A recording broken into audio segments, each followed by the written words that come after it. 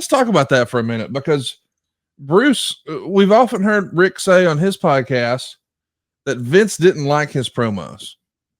80s heels don't draw. Stop doing all that shit. That sort of thing.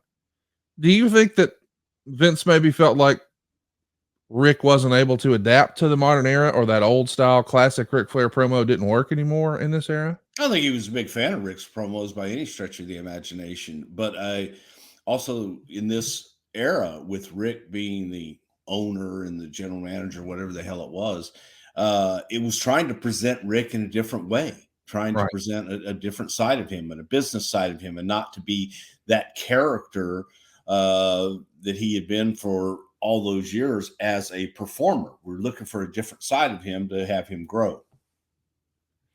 Did you just say, I don't think Vince was a fan of Ric Flair's promos by any stretch of the imagination?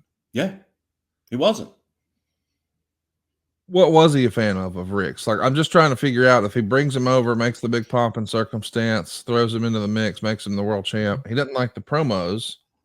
He was a big fan of the work, or he just thought, hey, this was a big attraction. It's a coup for us. I think that he was a fan of Ric Flair, the person, especially at the time.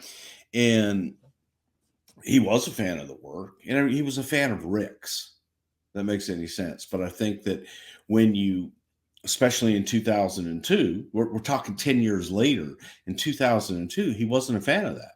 It wasn't the Ric Flair that he wanted, that he felt that he needed in that position. To have your general manager, have your owner go out there, every week and take their pants off and strut around and yell and scream where you can't understand them, wasn't something that he wanted in that position. Let's talking 2002. Right. I understand.